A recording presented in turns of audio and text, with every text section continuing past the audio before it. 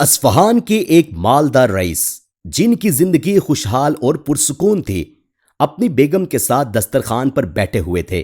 دسترخوان پر اللہ کی عطا کردہ بے شمار نعمتیں تھیں۔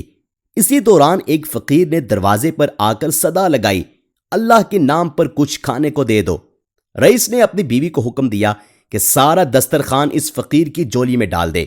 بیوی نے حکم کی تعمیل کی، لیکن جیسے ہی اس نے فقیر کا چہرہ دیکھا وہ دھاڑے مار کر رونے لگی۔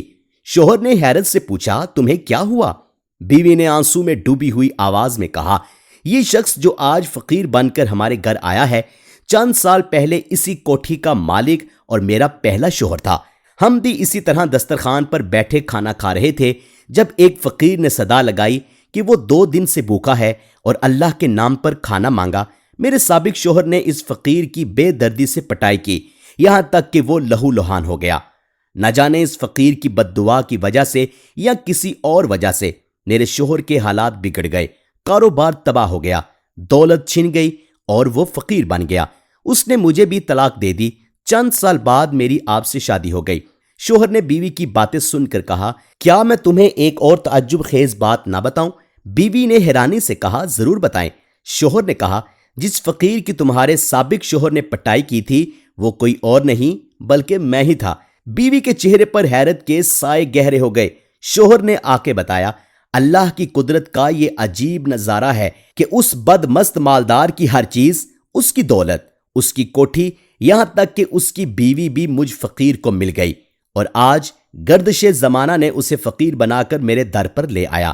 یہ واقعہ ہمیں بتاتا ہے کہ اللہ کی قدرت کے سامنے انسان بے بس ہے۔ اللہ تعالیٰ جب چاہے کسی کو مالدار بنا سکتا ہے اور جب چاہے کسی کو فقیر۔ اسی لیے ہمیں ہمیشہ عاجزی اور شکر گزاری کا مظاہرہ کرنا چاہیے۔ یہ سبق آموز واقعہ امام ابن جوزی رحمۃ اللہ تعالی علیہ نے بیان کیا ہے، جو ہمیں یاد دلاتا ہے کہ اللہ کی نعمتوں کا شکر ادا کرنا اور مخلوق خدا کی خدمت کرنا اور مدد کرنا ہماری ذمہ داری ہے۔ گردش زمانہ کا یہ عجیب نظارہ اللہ کی قدرت اور انصاف کی بہترین مثال ہے، جو ہمیں سبق دیتا ہے کہ دنیا کی دولت اور عزت عارضی ہے اور حقیقی سکون اور خوشی اللہ کی رضا میں ہے۔